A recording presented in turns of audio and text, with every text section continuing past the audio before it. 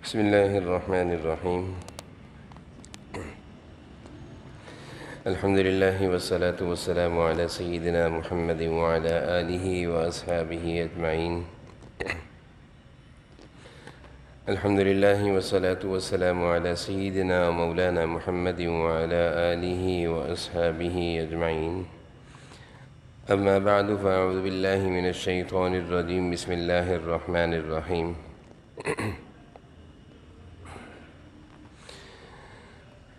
وما آتاكم الرسول فخذوه وما نهاكم عنه فانتهوا واتقوا الله إن الله شديد العقاب. صدق الله العظيم. اللهم صل على سيدنا ومولانا محمد وعلى آل سيدنا ومولانا محمد وبارك وسلم. اللهم صل على سيدنا ومولانا محمد وعلى آل سيدنا ومولانا محمد وبارك وسلم. میرے قابل احترام بزرگوں اور عزیز بھائیوں، ہر شخص کی خواہش اور کوشش ہونی چاہیے کہ وہ ایک اچھی زندگی گزارے. اچھی زندگی گزارنے کی طلب اور کوشش ہر ایک کے اندر ہونی چاہیے، اور اس بات کو بھی اچھی طرح سمجھنا چاہیے کہ اچھی زندگی صرف مال اور دولت سے نہیں بنا کرتی، بلکہ اچھی زندگی اچھے اخلاق اور کردار و عادات سے بنا کرتی ہے. اچھے معاملات، اچھا برتاؤ، لوگوں کے ساتھ اچھے رویہ اور اچھا سلوک، اس سے ایک اچھی زندگی بنا کرتی ہے.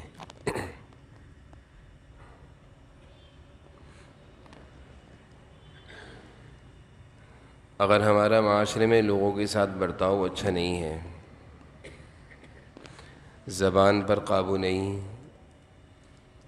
ہاتھ پر قابو نہیں، ذرا سی مزاج کے خلاف کسی نے بات کر دی، ایک دم سے بد کلامی اور بد زبانی کا سلسلہ شروع ہو گیا، تو اس سے ہم معاشرے میں ایک سکون کی زندگی نہیں گزار سکتے، بلکہ اس کا نقصان ہماری شخصیت پر ہوگا، ہماری ذاتی زندگی پر ہوگا کہ ہر شخص ہم سے دور اور خوفزدہ رہے گا.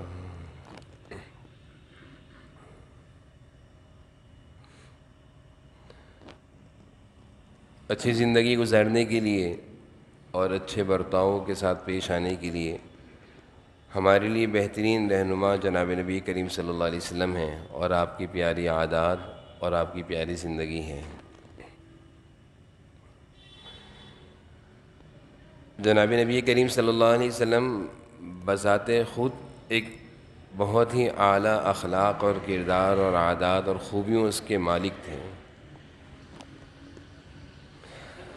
آپ کی طبیعت میں، آپ کے مزاج میں بہت زیادہ نرمی تھی.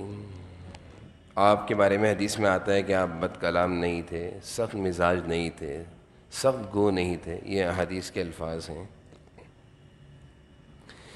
لیکن بعض دفعہ ایسا ہوتا تھا کہ آپ کے ساتھ ایسے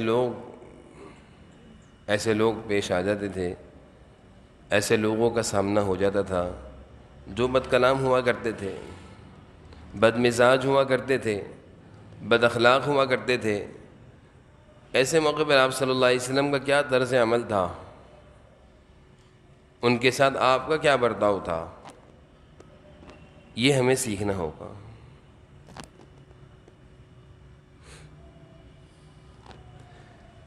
ایک آدمی خود اچھا ہے، بہت اچھی عادت ہے، لیکن اس کی اچھائی کا صحیح معلوم ہے اس وقت معلوم چلے گا جب اس کا واسطہ کسی بد اخلاق کے ساتھ پیش آئے گا.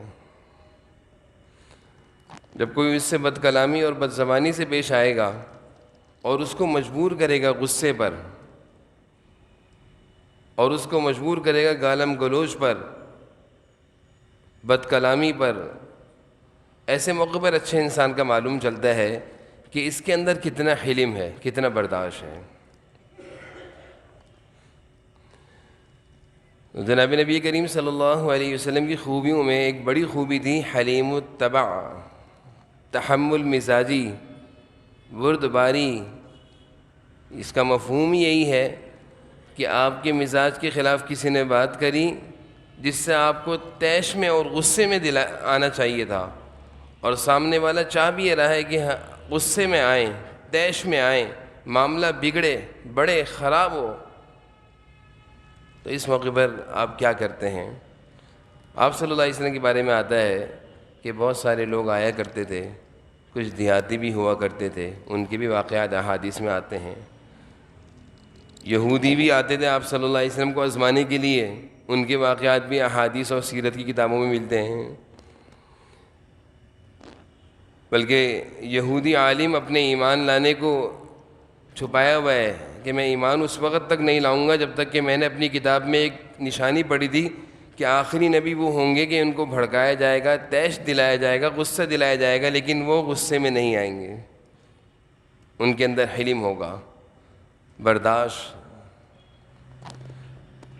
اور آج کے معاشرے میں بھی جس شخص کے اندر یہ خوبی ہو، برداشت، تحمل مزاجی، معاملات کو دیکھ کر، سوچ کر، سمجھ کر کرنا، تو یہ شخص آج کا کامیاب انسان ہے۔ یہ گھر کی زندگی بھی بہت اچھی گزارتا ہے، یہ کام کاروبار میں بھی بہت سارے لوگوں کے ساتھ چل جاتا ہے۔ اور وہ شخص جس کے اندر برداشت، تحمل مزاجی نہ ہو، بات بات پر ایک دم سے بھڑک جانا، غصے میں آ جانا، تو ایسے آدمی کے لیے گھر کی زندگی گزارنا مشکل ہو جاتا ہے، باہر والوں کے ساتھ تو چلنا ہی مشکل ہے۔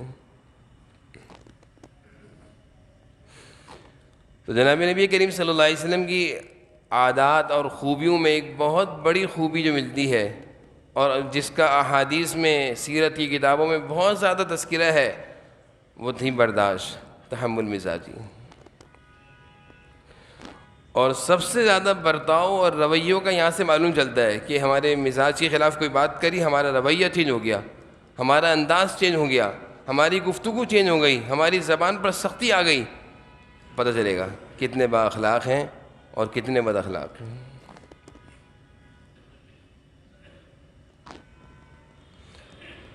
اور یہ چیز خود پیدا نہیں ہوتی، بعض لوگوں کو تو والدین کی طرف سے طبیعت مزاج میں یہ چیز مل جاتی ہے کہ ان کے خاندان کے لوگ، ان کے والدین بھی شریف الطبع، حلیم الطبع تھے، تو بچوں میں بھی قدرتی یہ چیز آ جاتی ہے، لیکن کم ہے، کیونکہ ہمارا معاشرہ ایسا ہو گیا ہے، حالات نے ہمیں ایسا مجبور کر دیا ہے، پریشانیاں اتنی زیادہ ہیں کہ جو حلیم الطبع تھا وہ بھی پریشانی کی وجہ سے بد اخلاقی پر اترا ہوا ہے۔ ذرا سی بات مزاج کے خلاف ہوگی، ایک دم سے بد اخلاقی، بد کلامی، بد زبانی شروع ہو جائے گی۔ ہمارا معاشرہ اور ہم جس دور سے گزر رہے ہیں، بد اخلاقی اتنی پھیلی ہوئی ہے کہ ایک اچھا انسان، شریف الطبع، حلیم الطبع انسان جو مزاجاً اچھا تھا لیکن اس کو حالات نے مجبور کر دیا، وہ بھی بد اخلاق ہو گیا ہے۔ تو بعض لوگوں کو تو یہ چیز قدرتی خاندانی والدین کی طرف سے ورثے میں مل جاتی ہے، جیسے بہت ساری عادتیں منتقل ہوتی ہیں، بڑوں کی عادت چھوٹوں میں آ جاتی ہے، لیکن اکثر اس چیز سے محروم ہوتے ہیں، یہ چیز نہیں ہوتی ہے۔ پھر کیا ہوتا ہے؟ اس کے لیے محنت، اس کے لیے کوشش، اس کے لیے فکر کرنی ہوتی ہے کہ میں اپنے اخلاق اور اپنے برتاؤ کو اتنا اچھا بنا لوں، ایسا بنا لوں کہ کوئی مجھ سے ملے تو دوبارہ ملنے کو چاہے، ایسا نہ ہو کہ کوئی مجھ سے ملے تو کہے کہ اس کے ساتھ نہیں بیٹھنا۔ یہ کب ہوگا؟ جب ہمارے اندر فکر ہوگی اپنے آپ کو اچھا بنانے کی۔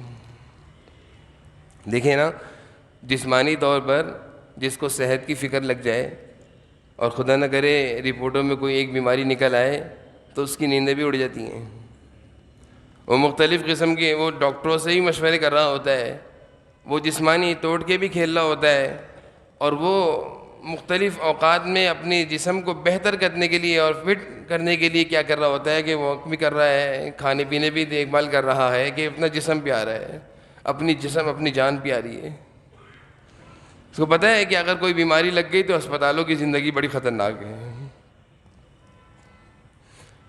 تو جب جسمانی طور پر انسان اپنے آپ کو بہتر اور اچھا دیکھنا چاہتا ہے تو وہ جسمانی لحاظ سے اپنے کو بہتر بنانے والے راستے پر چل پڑتا ہے، مشورے بھی کرتا ہے، مختلف قسم کے لوگوں سے بھی ملے گا، ڈاکٹروں سے بھی ملے گا، معلومات بھی لے گا کہ میں اپنے جسم کو، اپنی صحت کو کیسے بہتر کر سکتا ہوں۔ جو جس طرح کا مشورہ دے گا اس کو اچھا لگے گا، اس پر عمل بھی کرے گا۔ اور جسم کو بہتر بنانا یہ کوئی بری بات تو نہیں ہے، حدیث پر عمل کر رہا ہے۔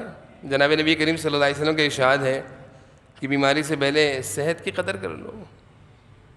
تو اگر ایک شخص صحت کو بہتر بنانے کی فکر کر رہا ہے تو یہ حدیث پر عمل کر رہا ہے، یہ دین کا حصہ ہے، اللہ کی نعمت ہے جسم، اللہ کی نعمت ہے جسم، اس کو صحیح رکھنا ہماری ذمہ داری ہے۔ تو جسمانی صحت کی بہتری کے لیے ہم مختلف قسم کے کام کرتے ہیں۔ صبح جلدی اٹھنا ہے، رات کو جلدی سونا ہے، کھانا سونے سے اتنے گھنٹے پہلے کھا لینا ہے، صبح کی اتنی واک ہے۔ یہ سب کیا ہو رہا ہے؟ جسم کو بہتر بنانے کے لیے، کیوں؟ فکر لگ گئی ہے، فکر لگ گئی ہے۔ اللہ کرے یہی فکر ہمیں اپنی اخلاق اور عادات اور کردار اور ایمان اور اعمال کو بنانے کی لگ جائے،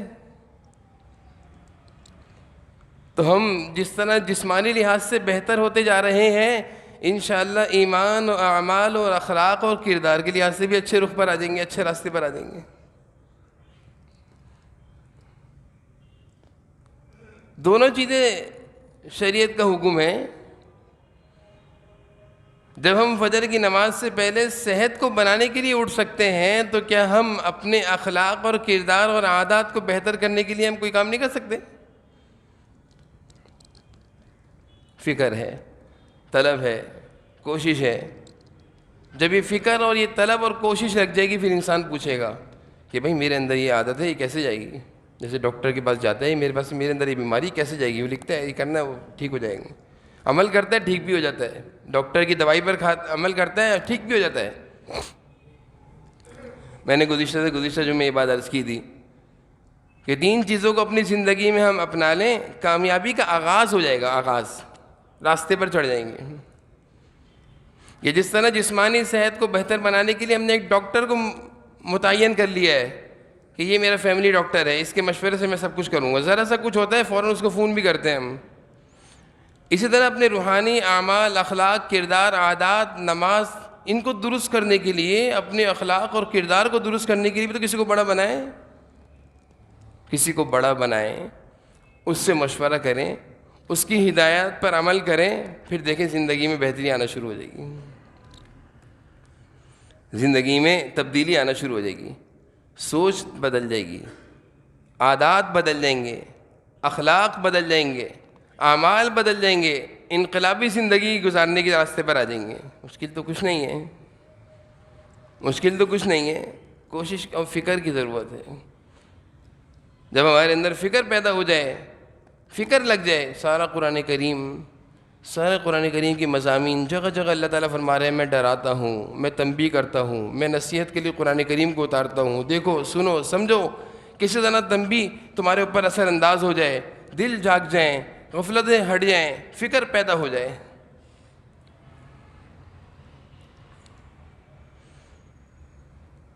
تو میں نے یہاں سے بات اپنی شروع کری تھی کہ جب تک کہ ہمارے اخلاق اور کردار اور عادات اچھے نہیں ہوں گے تو ہم اپنی اچھی زندگی گزار نہیں سکیں گے۔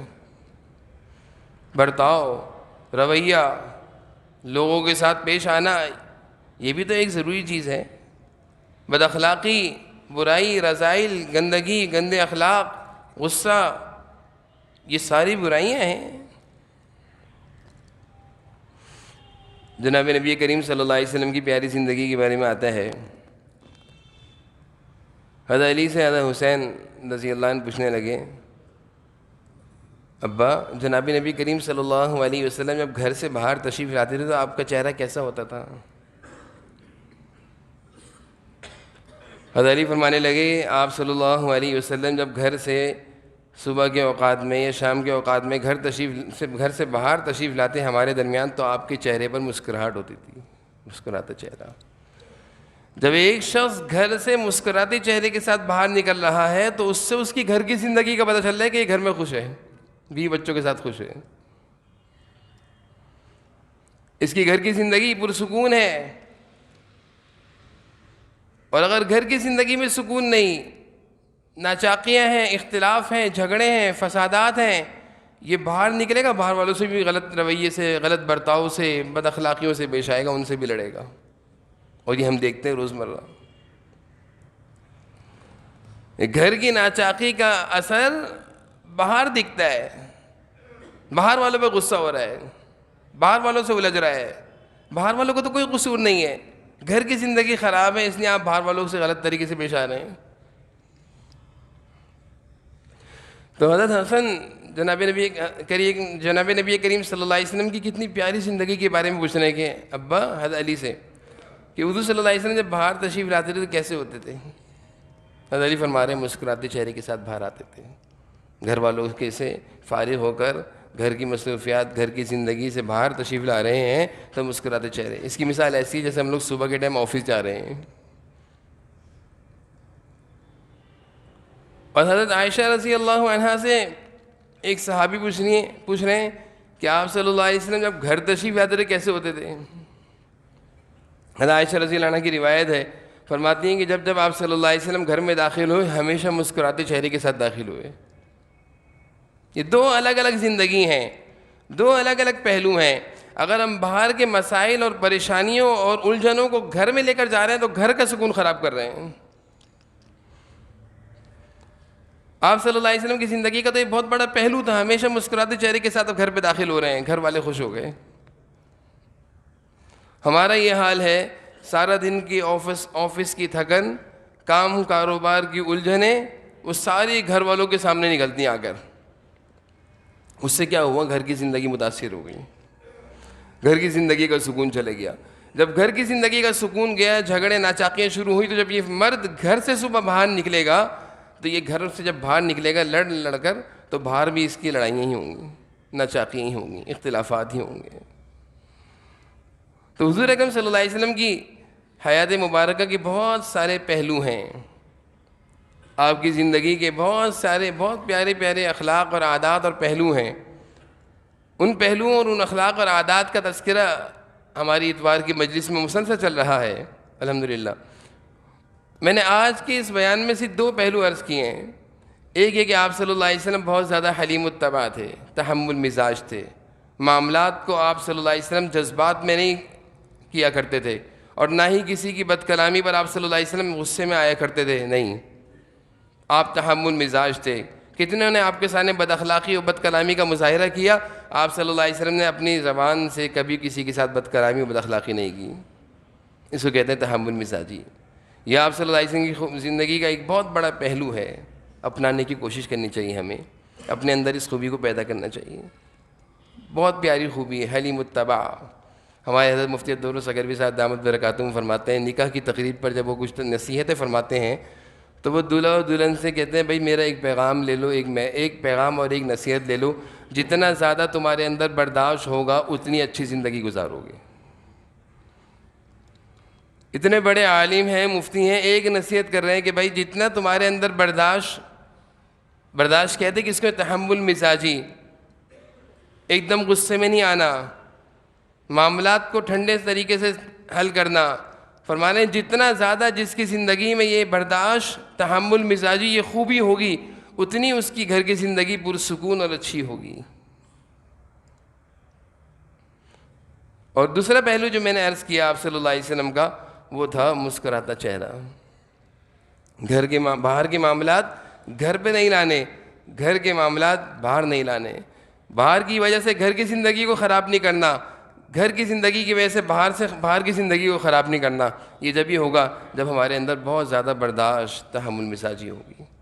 تو جناب نبی کریم صلی اللہ علیہ وسلم کی زندگی ہمارے لیے ایک بہترین نمونہ ہے۔